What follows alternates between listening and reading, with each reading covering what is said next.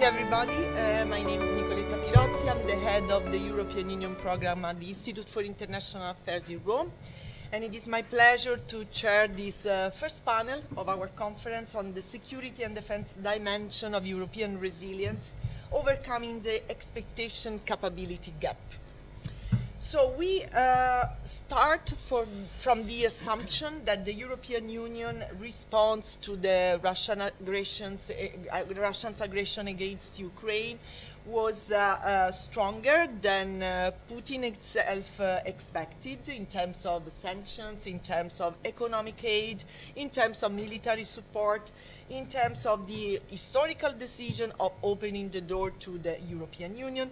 But of course, the role of the United States has been essential so far.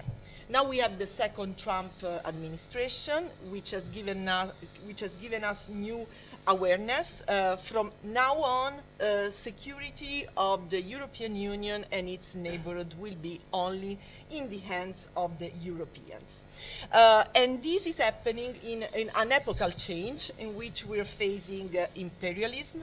Perhaps we have the Article 5 of NATO, but we are responsible for maintaining security and defense on the European continent. And precisely at this moment in which we're facing a direct threat coming from Russia, which is certainly weakened by the war on Ukraine, but is also trying to rebuild capabilities in the defense field. We know that in 2025, Russia military spending will increase by 14%, reaching 7.5% of GDP. So it is clear still a direct menace.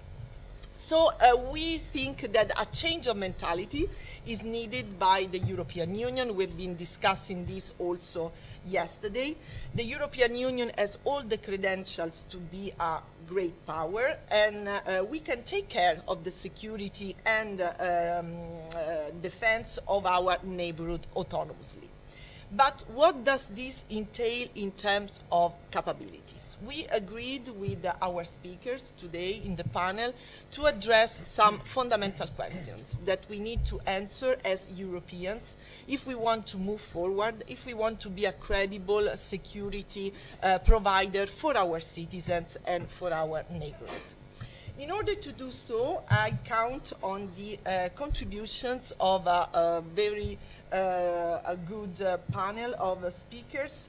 We will start with Cosmin Dobran, who is Director of the Peace, Partnerships and Crisis Management Directorate of the European External Action Service. We will have also Tuner Karjalainen, who is a Research Fellow at the Finnish Institute for International Affairs, followed by Artur Grusak, Associate Professor of Political Science at Jagiellonian University, and finally Oleksiy Melnyk, Director of Foreign Policy and International Security Studies at the Razumov Center. So let me start, first of all, with Mr. Dobran by asking you what the European Union can do actually to contribute to the security in its neighborhood. All right. Thank you very much. Is this on? Can you hear me? All right. Let me first thank you for having this discussion, which I think is both topical, but also it comes at the right time. Before I try to answer your question, I want to give a little bit the perspective on enlargement, because I think it's important to clarify a little bit this upfront. So far, all the enlargement waves were driven by an economic, solidarity, cohesion, general logic. So the idea, because this is a peace project of the European Union, so the idea was to have more countries that share the values, but also the objectives of the EU.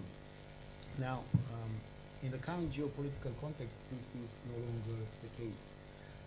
And this is where preparedness, resilience, but also security and defense come into play, because now what we see more challenges, more complex security threats towards the EU, towards the neighborhoods, the Western Balkans, the southern neighborhood, but also eastern neighborhood, obviously. So the logic is shifting a little bit, and the security and defense logic is much more prominent. It was there before, but it was somehow subsumed by the other logic. So I think it's important to clarify that. The second clarification is that we don't start from scratch. Basically, with countries in the eastern neighborhood, with Moldova, with Ukraine, with South Caucasus, there were cooperation on security and defense before, different instruments, both on the political and security side, but also on different programs which are financed by the European Commission. And the same is also for the Western Balkan countries. And we had missions, military, civilian CSDP missions, which are perhaps the most topical example. Mr. So Dobra, can you speak just a bit closer to the microphone? Thank you so much. I knew there would be a problem. Okay, Right. thank you. Okay, so these are important clarifications because people, when they start speaking about security and defense, the tendency is to say that this is something new, but it's not new. And the third clarification is that it goes both ways. It's not only what the EU does for different countries in these geographies, but also what those countries already do for the European Union. For me, this is quite important because I can give you an example. In the Central African Republic, for example, our missions that we have there rely on a Role 2 medical team, which comes from Serbia. And I can give more examples, but this is quite important to understand that it goes both ways. Now, what can EU can do? I think the first answer would be that the EU can capacitate the will of 27 member states. And this is extremely important because obviously it's very important to have bilateral cooperation, and member states have a lot of bilateral cooperation, but when we come together at EU level, the scale and the political message is much more powerful than when you go bilateral.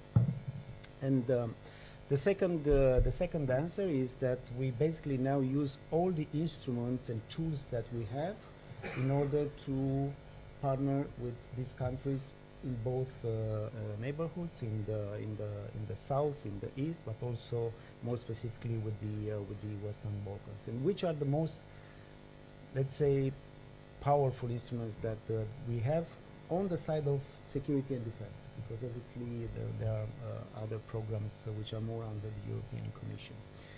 And the first one is partnerships.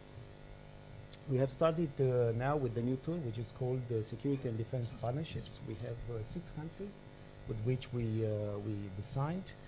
For these particular geographies that we talk about, it's Albania, North Macedonia, and Republic of Moldova. And these are important tools. Why? Because they allow first to screen all the cooperation that we have with these countries, and then to take it to the next level and to see what are the opportunities for both sides. Again, this is very important. The second tool that we have is the civilian CSDP missions and operations. The logic is crisis management. So this logic dates back to the beginning of the years of 2000.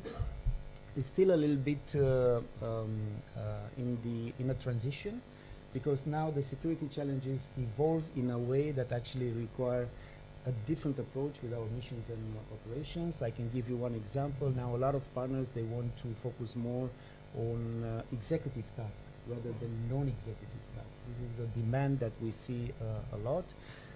And obviously we need to adapt, because all the resources that go into the CSDP missions and operations actually are deployed by member states. So we don't have at European level, except for the structures and the coordination mechanisms, we don't have the actual resources, the people, the money, and everything that comes with it. A third element where the EU is quite active is the European Peace Facility. This is basically the new kid on the block, which arrived a little bit more than three years ago.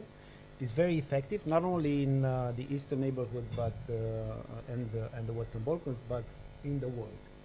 Why? Because it's about military equipment that goes directly into support of security strategies by our partners, which are developed by our partners. Obviously, Ukraine is the best example. Most of the military support was channeled through the European Peace Facility, so that's very important to note. Now, on the overall, and I will finish very quickly on the overall perspective, how we look at the security challenges in the eastern neighborhood is mainly through supporting Ukraine. This is a key message that it's important to mention, because if we support Ukraine, we actually support the European Union security. And I keep repeating this, even though sometimes people tell me that I'm like a broken record, but I think it's important to get this right up front. And this is what we are doing now. Basically, there are three pillars that we are trying to develop with the member states. The first pillar is the military support. And again, here you have to take into consideration that you need to have the political conditions, which is basically about the ceasefire or even a peace agreement, if that will happen, and how the EU can support the coalition of the willing, which is already very active in that regard.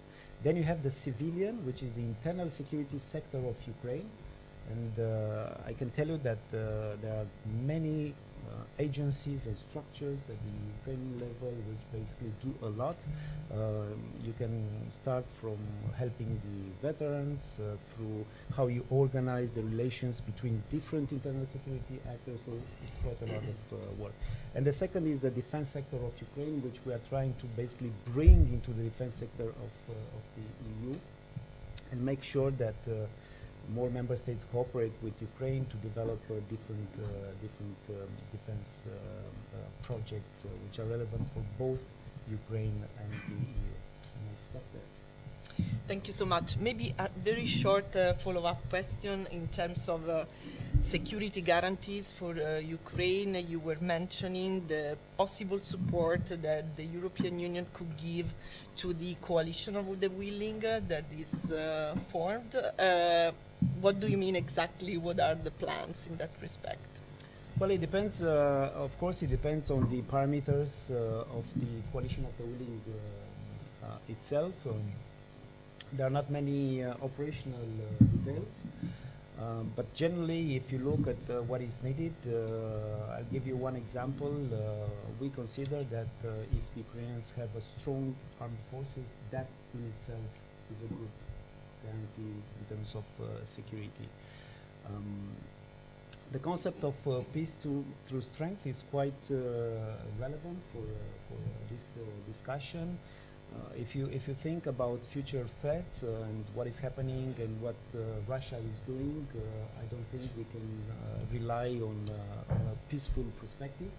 So we need to make sure that the Ukrainian armed forces, and the same goes for the European armed forces, so it's not a difference there, should be prepared and have the capacity to basically deter any future aggression. So this is one example. And then you have different elements. In military terms, you always look at land, air, and sea. So these are issues that are discussed among the coalition of the willing, but also largely with the partners that want to participate.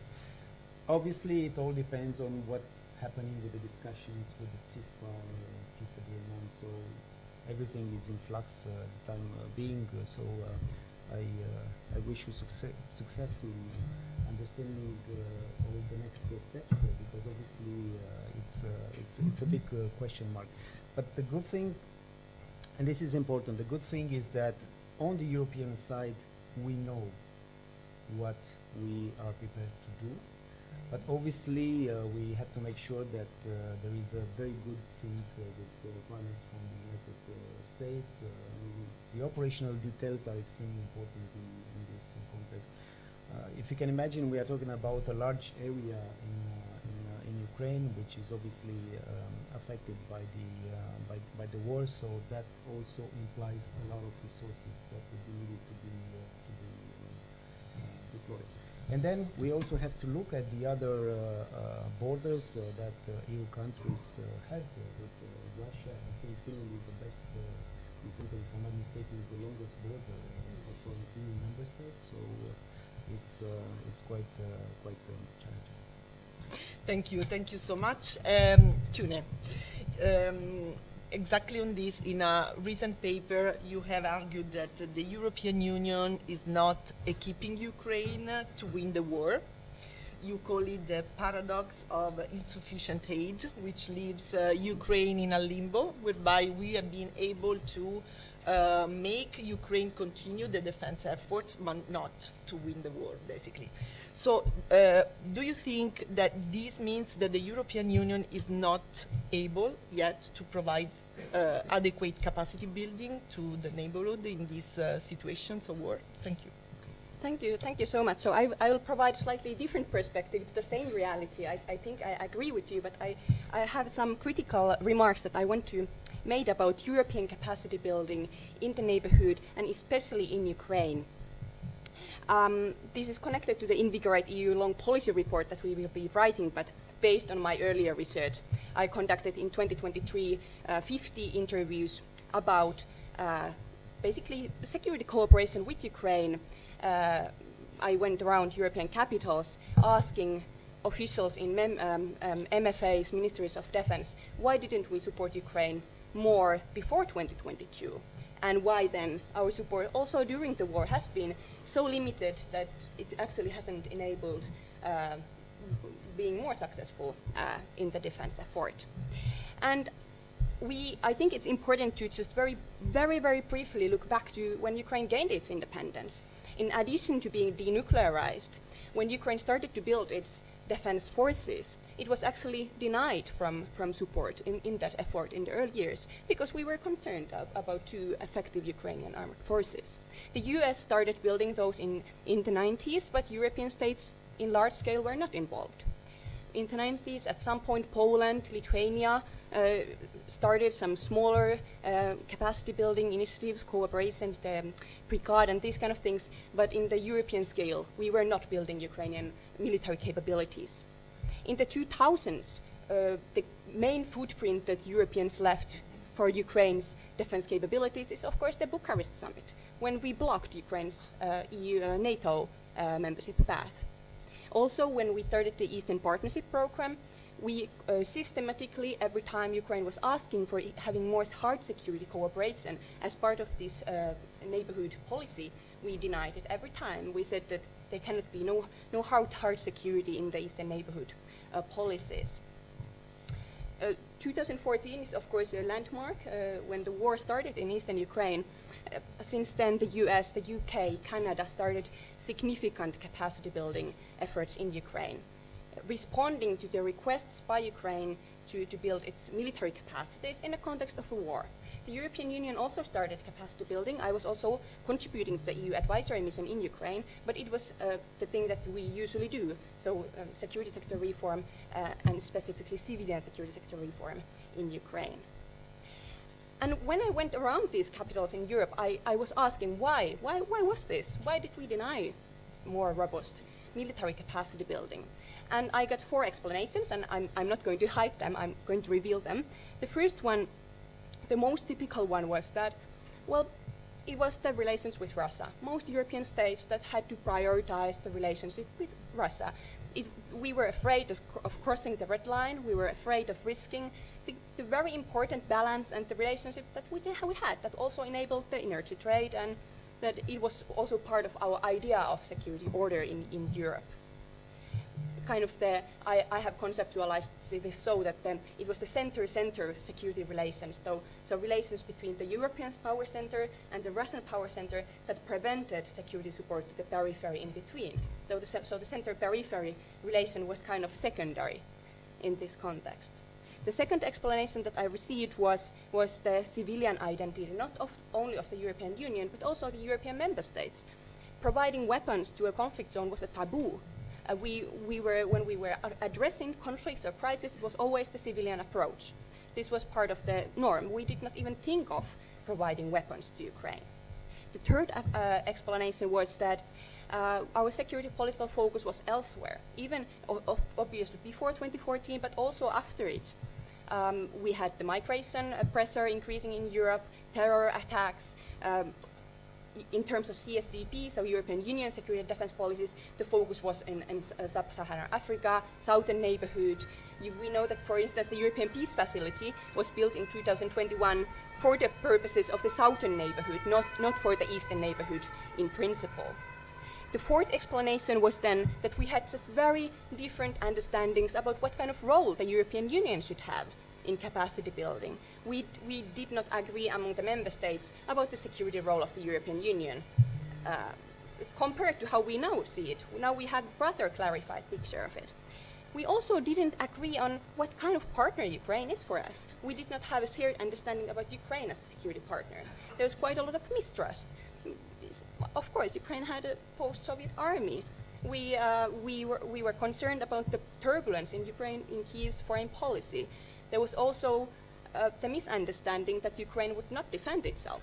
There was the problem of kind of knowledge production about Ukraine, where Russian narratives about Ukraine have been so dominant in our understanding about Ukraine that this has also prevented security cooperation with it. Now, quite many of these reasons then changed in 2022. The relation with Russia was cut to an extent. The civilian identity of Europe was complemented with more military roles. So we had maybe a European level side event. The security political attention of most of Europe moved to Eastern Europe. I learned in some interviews that this is maybe instrumental for some member states that want to use this current exercise of supporting Ukraine as a European exercise to then have a more effective support elsewhere. But anyway, right now the support is going to Ukraine. And fourthly, our idea of the European Union as a security actor was clarified, our idea of Ukraine was clarified. So kind of my takeaways, what I want to highlight with this is that we really need to ask, when we are talking about EU capacity building, what kind of capacities we are building? Are we building the capacities that are requested from us? Are we just building the same capacities is it like supply-driven or is it demand-driven capacity building? Then we need to, of course, recognize this context where our capacity building in the neighborhoods is shaped by the geopolitical context that has sometimes limited and restrained our relations with the periphery. I know periphery is a very sensitive concept, and I'm using it in an analytical sense, not to downplay its status.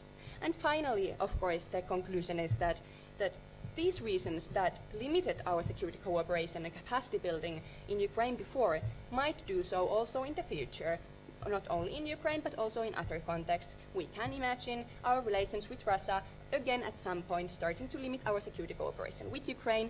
Actually, I don't think we need to even go much further in the future. It's already now. We see, this is what I argue in this paper about insufficient aid, that still now during the full-scale war we are all the time too much considering Russia's security interests. And all these problems of two different understandings about the European Union's role, about our partners, and then the split attention to different neighborhoods, of course, can come back to the way of our capacity building in the neighborhood. So I'll end here and happy to answer if there are other questions. Thank you so much. Thank you so much, Tune. So, Arthur, Tune has explained that this lack of capacity of the European Union to support the neighborhood is mainly a question of political will, but maybe there is also an issue of capabilities. And we know that the challenges we face in the neighborhood are, traditional defense challenges, but also we're facing a hybrid war, basically, in the neighborhood and also within the European Union. So my question for you would be if you are ready to address these hybrid threats on the side of the European Union. Thanks. Thank you for this question. I think it's somehow complementary to what has been said for now.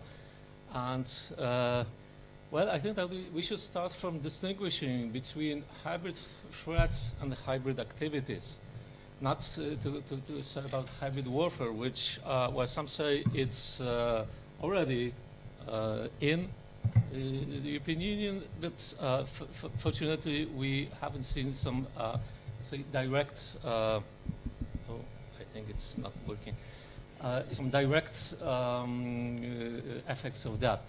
The European Union has been preparing and developing or creating capabilities for its own security. So it's a part of EU common security and defense policy, which of course has its external dimension. But we should bear in mind all the time that the principle enshrined in Article 4.2 of the Treaty on the European Union, that national security, the sole responsibility of the member states, is somehow translated into policies and into actions undertaken by individual member states, but also being part of, let's say, policy arrangements or some bargaining at the level of institutions, especially the Council and in the European Parliament to some extent. Well, we can say that EU is somehow selfish. Nevertheless, its policy it addresses the main concerns and uncertainties that are natural in the contemporary world. So this means that we should see the EU in geopolitical context, definitely. And this shifting geopolitical determinants that we have seen recently should be taken into consideration. Of course, geopolitics cannot be changed overnight, but it's still subject to policies and some strategic decisions. We used to live in a world where Europe and the European Union has been an independent variable of European security and global security, and also important for neighborhood. However, I think that some developments in the Balkans, in Ukraine, in the South Caucasus, especially the Russian full-scale aggression in 2022, exerted an additional influence on the relationship or the sort of balance between policies, capabilities, and geopolitical and sovereignty-led the determinants of European security. Having said that, I would like to underline that the EU has developed many tools and instruments which help deal with these challenges of hybrid threats and the security challenges. And this is not the story of the past day. It's an ongoing process starting in the mid the 2010s, in 2015, 16. Of course, the developments in Ukraine in 2014 triggered this process, but also the cooperation between the EU and the NATO, especially following the Warsaw Summit in 2016. The EU has some toolboxes, and they're important because they standardize some methods and some instruments that can be used to at least mitigate these hybrid threats, and also ideally to help deal effectively and to handle this practical, harmful usually, or challenging at least effects of hybrid activities, like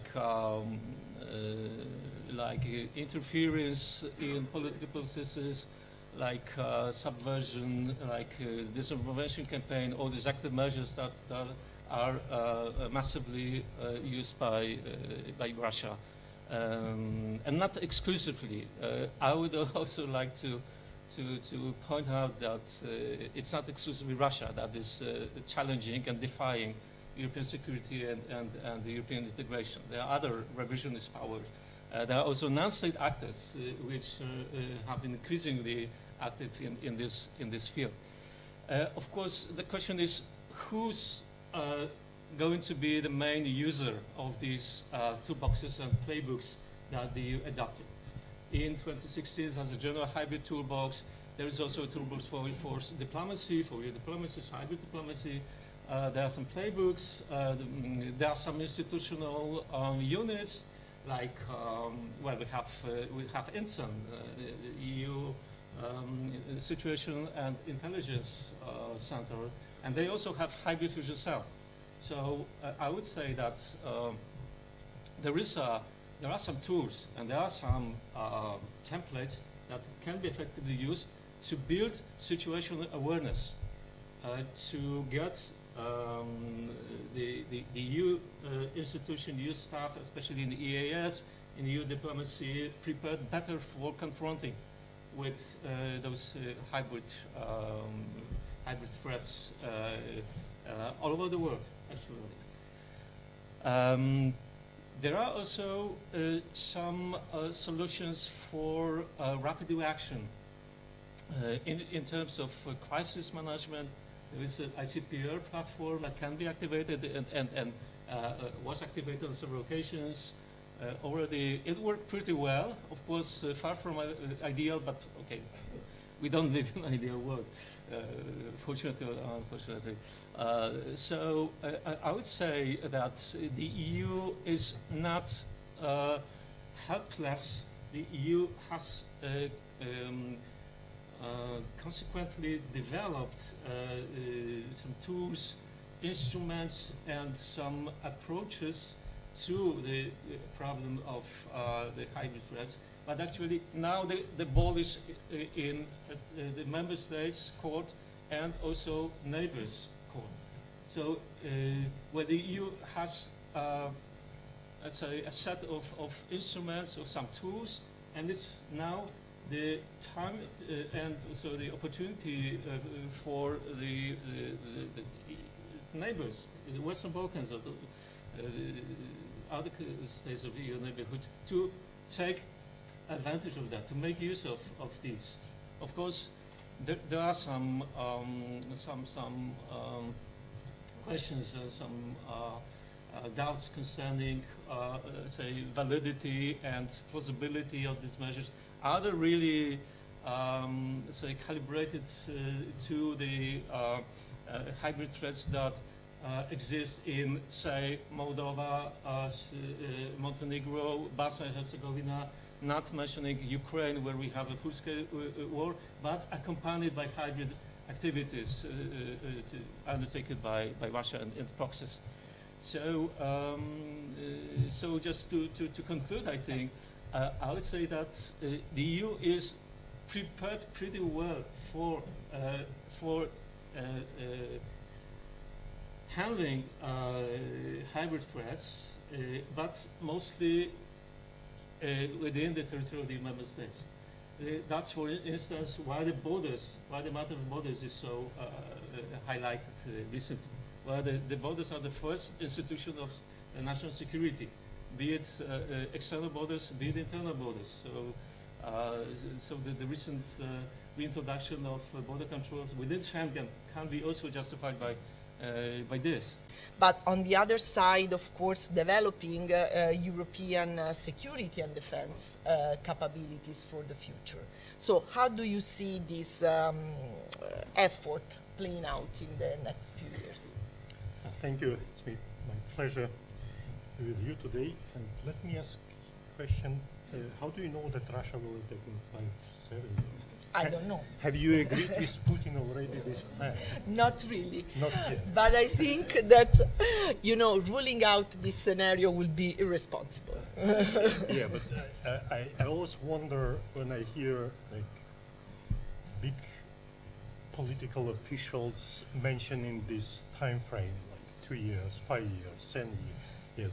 And just first question comes to my mind: have you agreed this with Putin?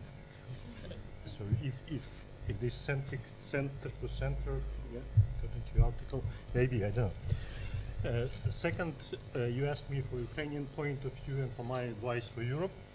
I should say that in my short presentation, whenever I say we, I mean Europe and Ukraine. And it's been said already that Ukraine now is not just seeing as the receiver of or customer, European customer, but as a contributor. And I think it's very important development. It's the greatest challenge that already now not just verbally but mentioned in European, like this European white paper, the European Defense 2030 document. So this is the really important challenge in European mindset, and all the words being said about importance of cooperation and partnership as I think very relevant to our discussion about capabilities and capabilities gaps. Let me tell you one small anecdote by Italian newly appointed Minister of Defense some time ago, when she had her first introductory briefing with the force commander, and he showed her all these top secret plans and provided some explanations. But at the end of his presentation, he said, Minister, the best plan will survive at the best for 15 minutes after the first show. And then her answer was, then why do you bother yourself spending so much time for planning and for exercising if it's not going to work for 15 minutes, more than 15 minutes? But he said that because we will have these 15 minutes to adapt our plan to do something. If we don't do this, that we will not have even 15 minutes. That brings me to my next point, that no matter how hard we try, the next war will be big surprise. But if you don't prepare for, as always or quite often generals criticized for preparing for the past war, it's still a matter of this big question. If you don't do whatever you can, you will find yourself in even more difficult situation. One of the recent example and ongoing example is the Russian special military operations, because Russians still call this full-scale war as a special military operations. And up until now, or recently, it was even a criminal punishment for calling publicly war a war. So it was supposed to be called special military operations.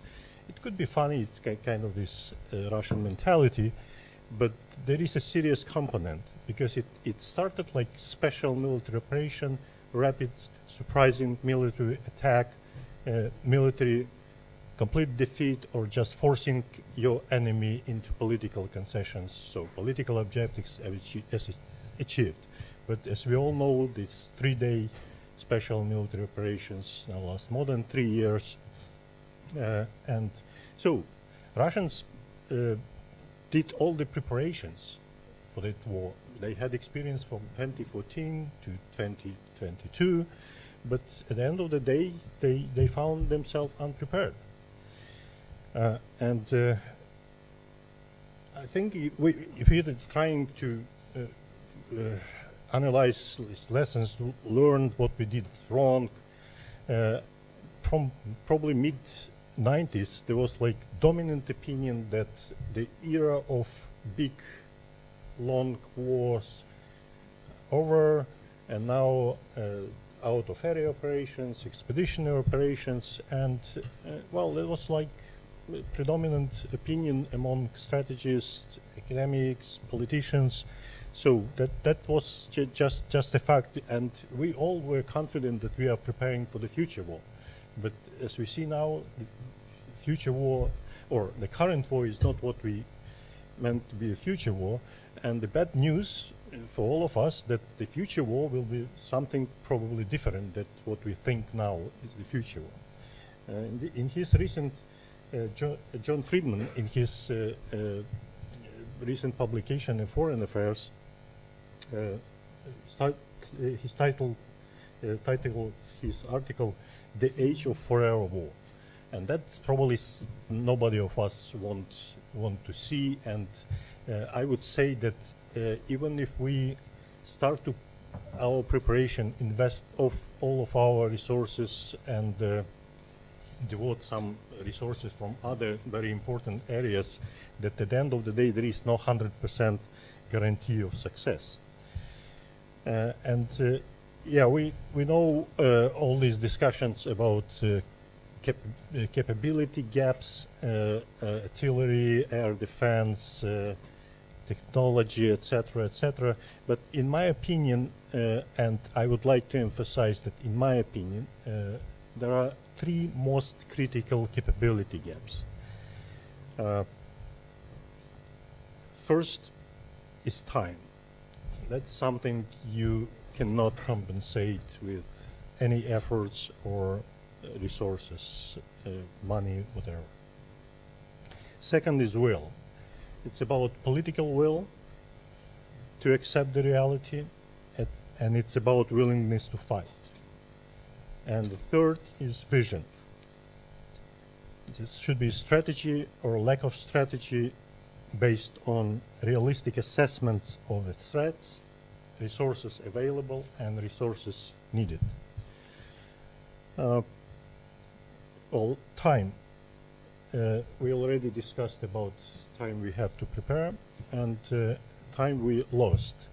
Europe lost 3 or maybe 10 years that Ukraine provided to you to get better prepared for a future very realistic threat of Russian military aggression. One of Ukrainian soldiers, that's what I heard last week in Ukraine, that one of Ukrainian soldiers, when he was asked this question by a European journalist, whether Europe is waking up, he said, yes, Europe is waking up, but it's still in pyjama and drinking coffee. So that's probably time, to finish your coffee and get to business. Willingness.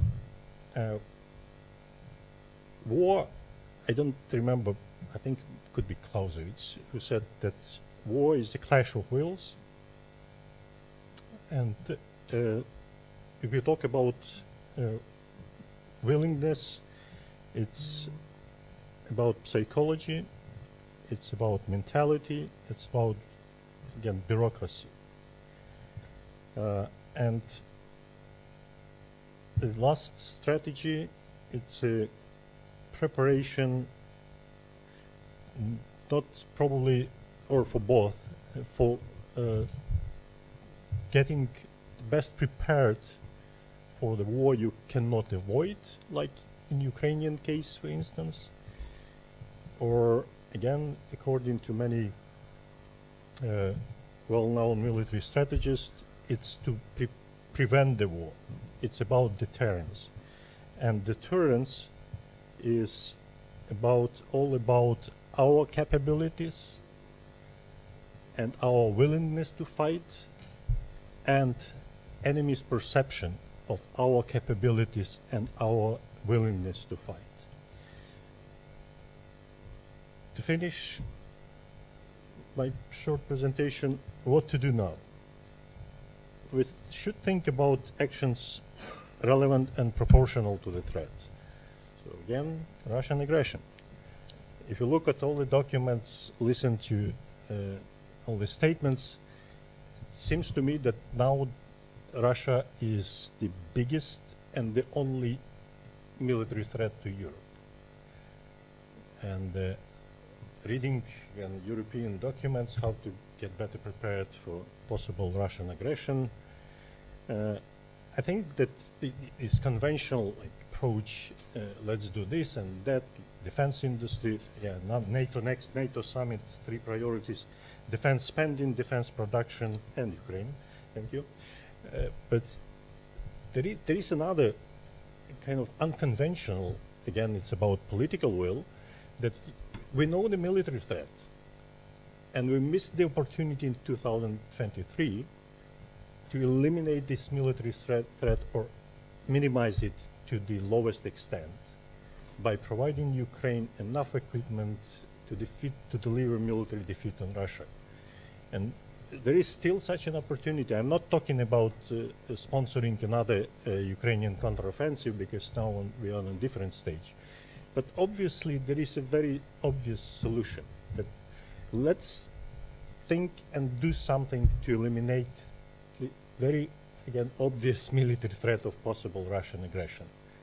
And then perhaps if we show this, our preparedness, our political will and willingness to do this, that maybe it will not be relevant in 5, 7, or maybe 15 years. Not forever, but at least for time still available.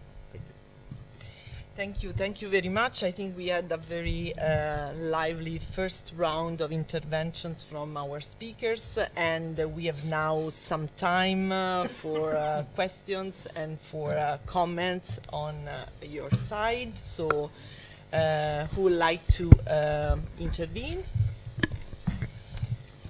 Yes, if you can introduce yourself briefly. Thanks. Thank you very much for your presentation. Unfortunately, it was a bit hard to hear all of you here at the back, but well, I'll do my best with the questions. So I'm Claudia Badlescu, postdoctoral researcher here at ULB, working on a similar project about democracy. To that. So my question is, I have two questions actually. One, with how now in government across the EU and possibly growing stronger with the upcoming elections in Romania and Poland, how will this trend affect the EU's ability to stand united on security and defense, so maintaining its support for Ukraine? And two, how can the EU tackle hybrid threats outside the EU, in candidate states or neighborhood states, when it cannot do this in the EU as well? Thank you. Thanks a lot. Maybe I will collect a couple of interventions if anybody else would like to step in.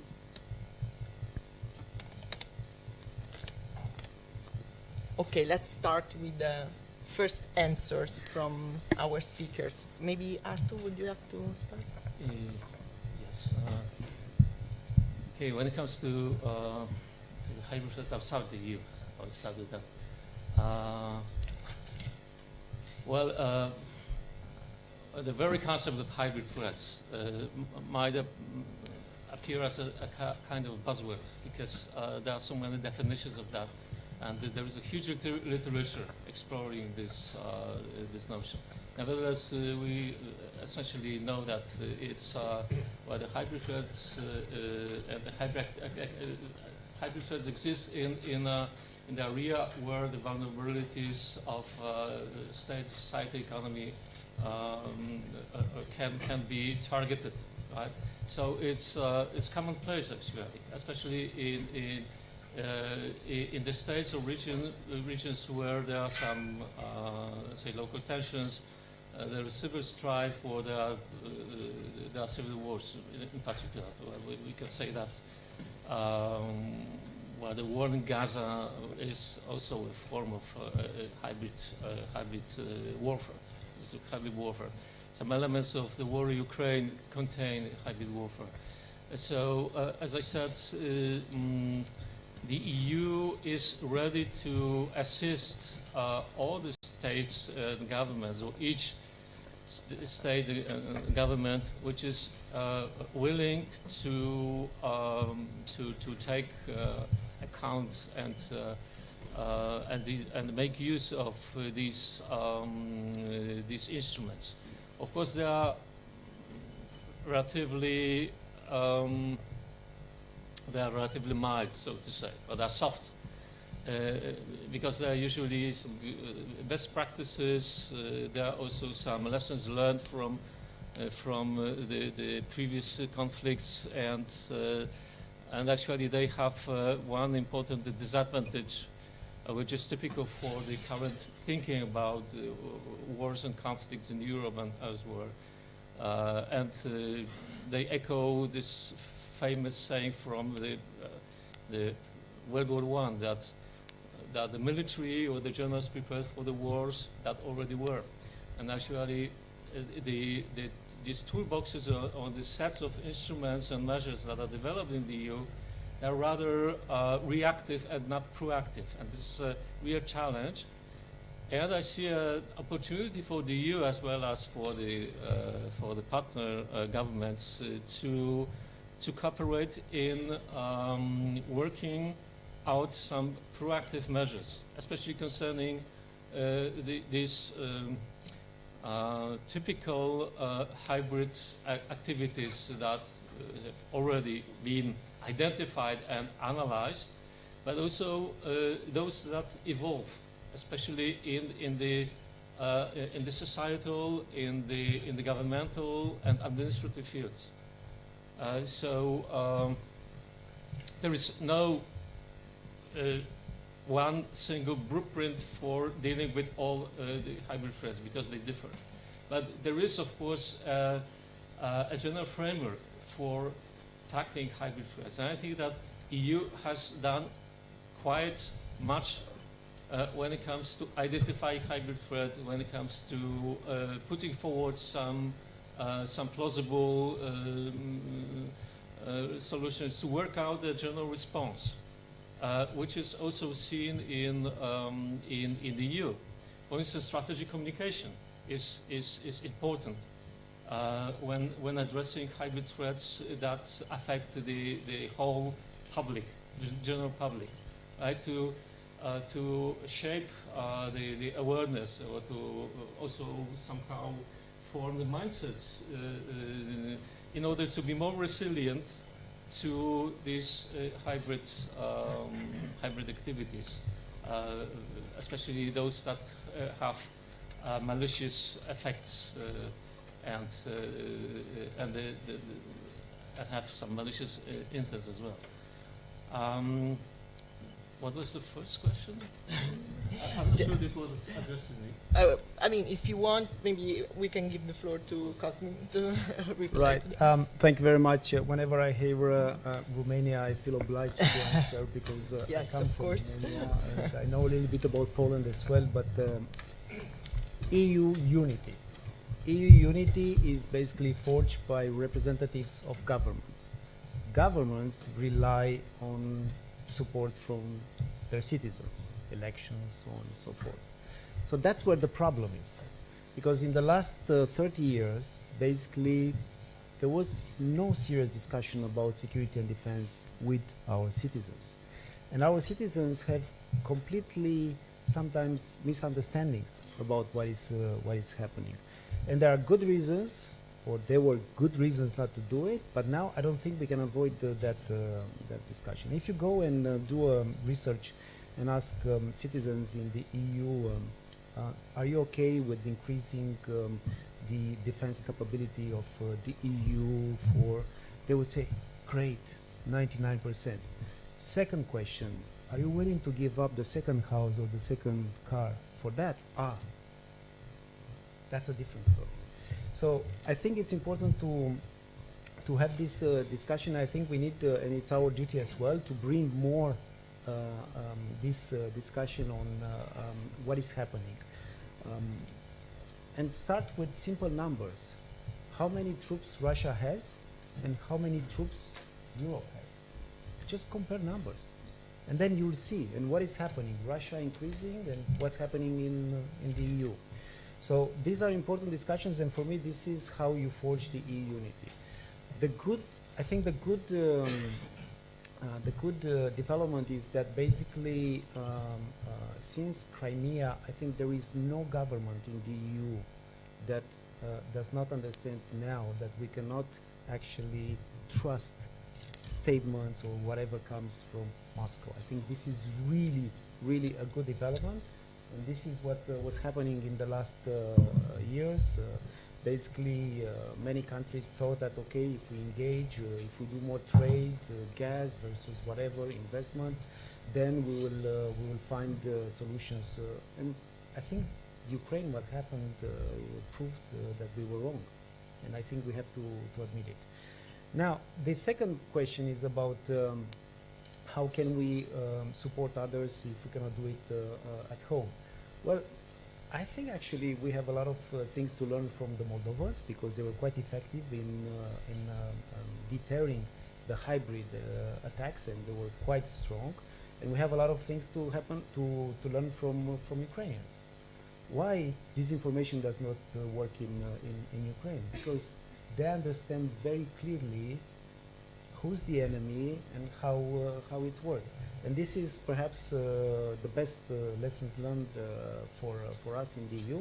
And actually many countries now, they reach out to Ukraine, to Moldova, and also in the Western Balkans, there are good lessons to understand a little bit how to fight different hybrid threats. Thank you. Jim. Thank you. I'll be very short. Yes, I very much also share the understanding that of course populism means most likely more competition and conflict at the intergovernmental level and instead of cooperation, because that means that then national perspectives are highlighted instead of the European common interests and common ground. And this is of course when there is no common interest, if we are not on the same page, then there is no EU agency. It's story kind of short.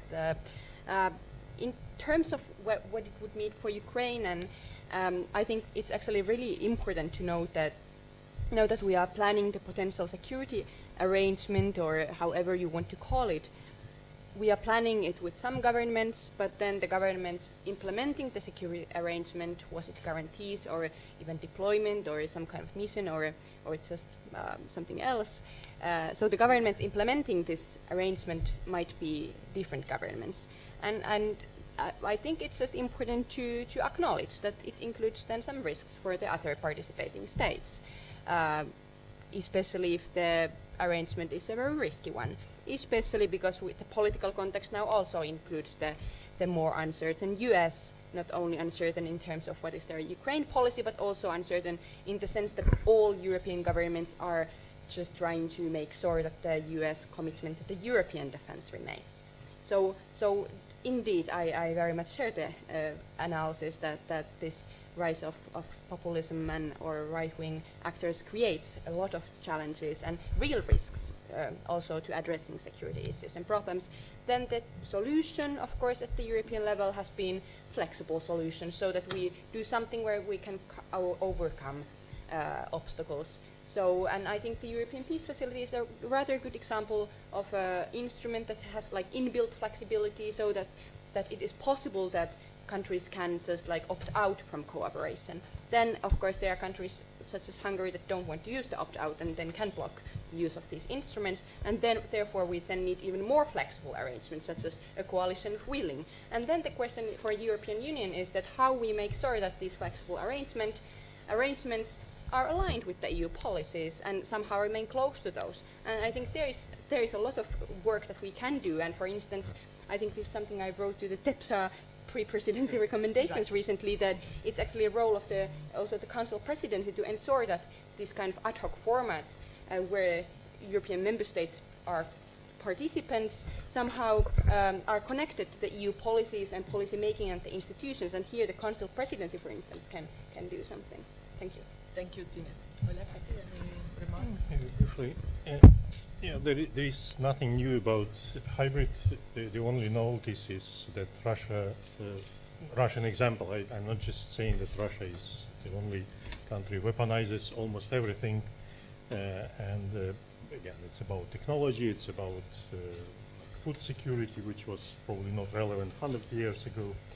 But at the end of the day, our purpose is to offer some solutions, and the solution is either we talk about Finnish example or Ukrainian example, is the whole nation defense. That's and this is because hybrid threats. None of the government has enough resources. I mean, not just financial resources to counter these threats. That's why the whole society should be involved. Every citizen, every business, no matter how small or big it is. So this is the only solution, and well, we can call it whole nation defense or resilience, which is more popular word nowadays. And I think that our project, the InvigoratEU project, exactly aimed at this: how to make better connection, better communication between the highest EU level, national level, and involve citizens in paying for their defense. And by the way, it's also a big question about the cost of defense.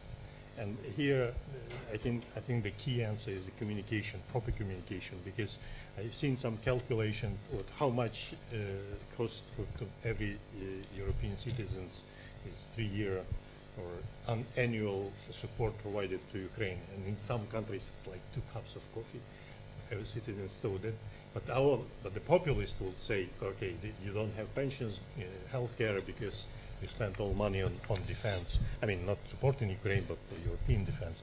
So that's kind of matter of communication at the end of the day. Thanks. So let me take other questions. Mariam. Mariam Khotanashvili, I'm the executive director of TEPSA. My first question would be to Alexei.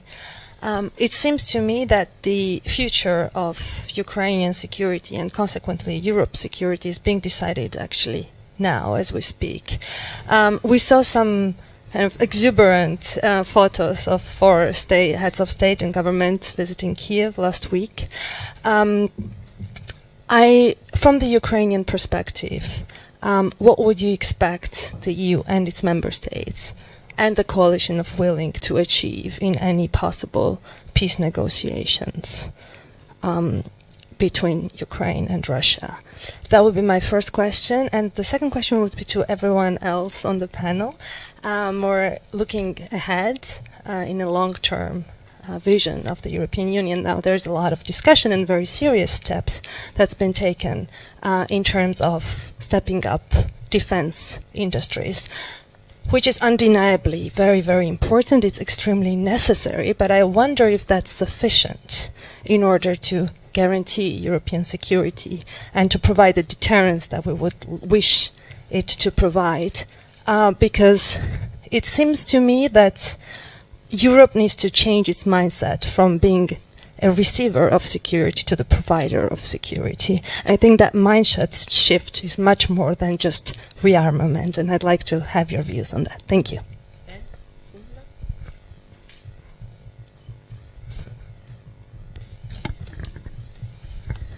Yes, von der Tekin, Institut für Europäische Politik. I would like, Tune, because I really liked your analysis that you presented, but I actually would like to expand the story that you have just cut short with regards to, member state opinions, on how to provide security and how much to spend on security, because I think it's not only about, the citizens, but I think really threat perceptions differ, regarding on which country you talk to. So this is basically my question, how you would advise to actually overcome this, because it's simply a fact that, security and defense still is an intergovernmentally structured, policy area. And then also you said that we would need to keep an eye on how, whether those, 4 explanations that you pointed out, whether some of that still will continue in the future. So again, what would be your advice on how to mitigate that and maybe how to change that? Just elaborate a bit more. Last question, please.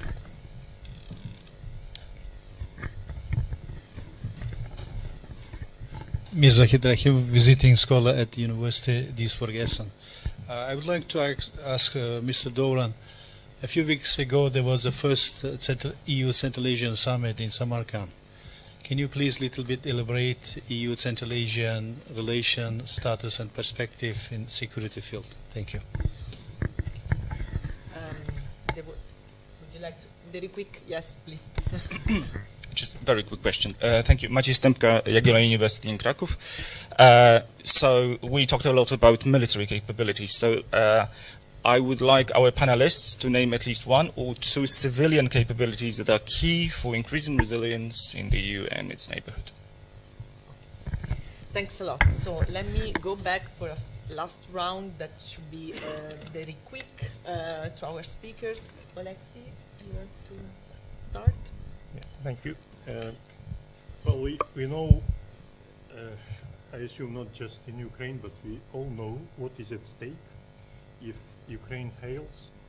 So we perfectly know what kind of destiny Ukraine will face, and every Ukrainian because we see now it is on occupied territories. We know Russian demands. So, but also NATO credibility is at stake. Because, again, we're all aware that Russia just cannot stop because this this heavy machine is so heavy and it's still running.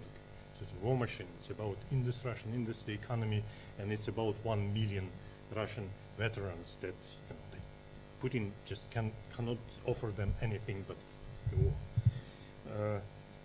And regional stability and future security is at stake.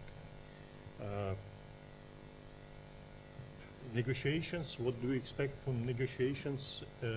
Very low expectations, but what we expect from our European partners and to some extent from, well, I probably will not be honest if I say that I expect from our American partners nowadays, but any negotiation, there are some not just red lines or even red lines, that if we are serious about what unite us, principles and values, that's something that should not be negotiable.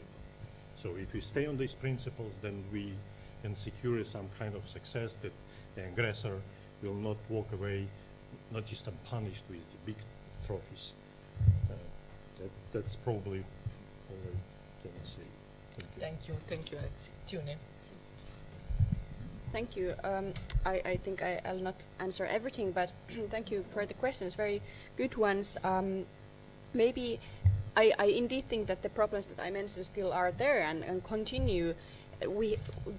I would maybe say it so that despite these challenges that I mentioned, the prioritization of the Russia relations, the civilian kind of focus, the focus elsewhere, or the competition between neighborhoods and the differing conceptions about Europe's role, these problems are still there.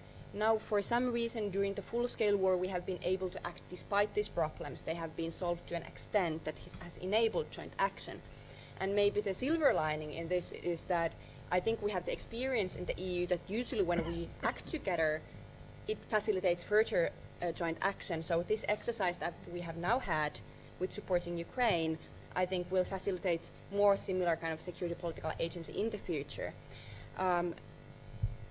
In terms of what else I would recommend, now putting my think tanker hat very deep in my head, I think it's something we often conclude is that the problem is that the foreign political objectives are so ambiguous that when we say that yes, we are doing capacity building in Ukraine and celebrate it, instead of it, I think in democracies we should actually communicate that, well, actually we are not really supporting Ukraine with the capacities that they ask for because we are concerned about Russian reactions, but we are giving something and hoping that it works. This is how democracies should work like, right? That citizens also can then assess that are these policies that we are having and implementing, are they corresponding to the objectives that we have? But if we are ambiguous about the objectives, if we are ambiguous about the geopolitical context, as we have quite often been in the EU foreign policy, we have been the force for good, the normative power. This has been quite confusing, right? I think it's actually a very good thing that nowadays we are more open about the geopolitical objectives. We can say out loud that, well, there is the threat of Russia that is making these policies possible and these impossible. So I think this kind of openness and clarity about foreign political objectives really helps us to then plan more effective policies and also brings accountability in the European democracies. And just finally about the civilian capabilities, I think the key point that I want to highlight is that it's not an either or, civilian or military. It's about is our support based on what kind of supply or demand? Is it that, yes, we have this tendency of sending police advisors to any crisis or conflict context, let's just do it again and repeat, we know how to do this? Or is it that we actually ask what is needed in Sahel, what is needed in Niger, what is needed in Moldova or Ukraine, and then actually plan our support based on the demand? I think this is the very kind of, and it's not my idea, but highlighted, of course, in all kind of like crisis conflict response literature, that this kind of crisis management or security policies should be demand-based. I'll end there. Thanks. Godwin, please. Thank you very much for the questions. So for the long-term vision, step up defense industry, if it's efficient or effective, And then the balance between the need to shift the mindset, but also the need to have equipment. I think we need both, because you can have an excellent mindset, and then if you turn back and there's no equipment behind you, basically you don't have a deterrence effect. It works like that. Unfortunately, it works like that. So I think you really need to have the capabilities, and the reality is that we rely a lot on the U.S. and that's a reality. It's a fact. It's not some political gaming between the U.S. and the EU. So the U.S. Basically looks or looked for many years at the whole world, while the EU was mainly on the EU and the neighborhood. So of course the U.S. has global interest. Now we are also developing the global interest of the EU, but it takes time. It takes time. So I would say that perhaps you need to have this equipment, at least the critical equipment. And on the military side, you can look at the white paper, and there are 7 areas basically that are already identified.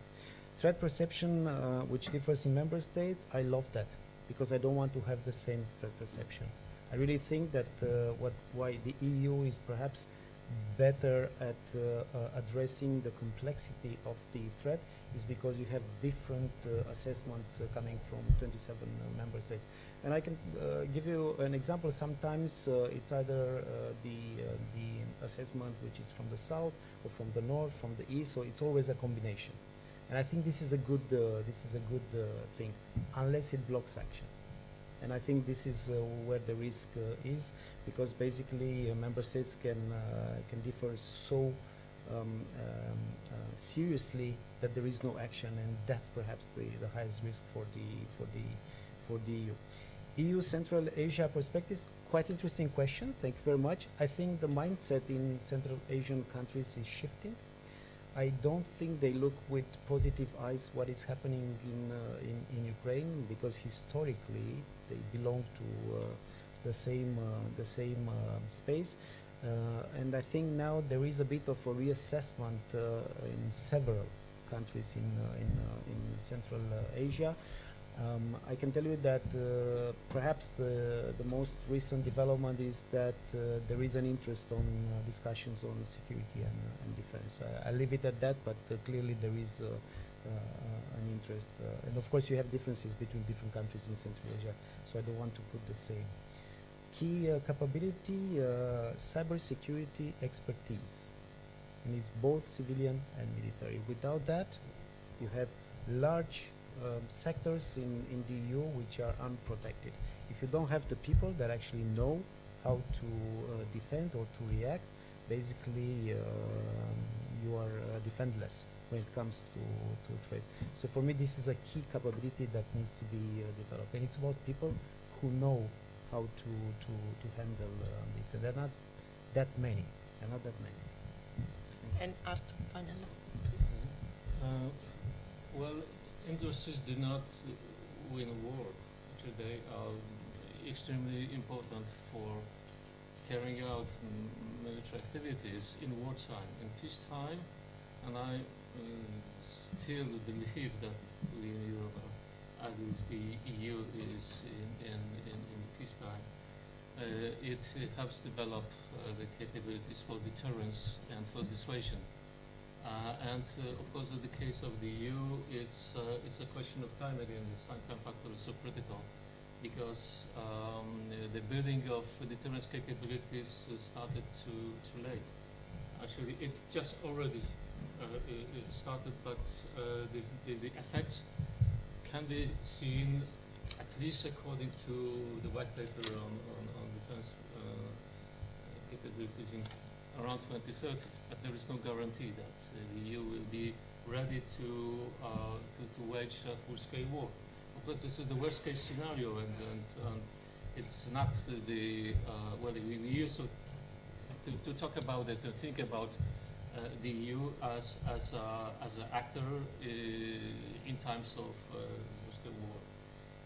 In the case of aggression from a hostile actor on one or many of the member states. this arms industry transformation cannot be done overnight. It's a long-term process, and it requires a lot of efforts, good management, and consequence in pursuing this program. And of course, the economic approach. It must pay back in terms of overall economic developments, not to be a burden for the economies and for the societies of the member states. When it comes to civilian resilience and military resistance to terrorists, but are of course interconnected. Both are difficult to be built, and both are extremely demanding in terms of organizing, pooling the resources, and implementing according to a premeditated and long-term strategy and policy. It's about awareness building, it's about education, it's about strategic communication. There are many tools, of course, but there is no one single blueprint for implementing that. And of course, the EU has done quite a lot in terms of putting forward some propositions and some solutions. But as I said, it's up to the governments and local authorities how they will organize the public, the general public, and the citizenry to prepare them for the worst to come. We have got the experience in terrorism, radicalism, extremism, and there were some tools and some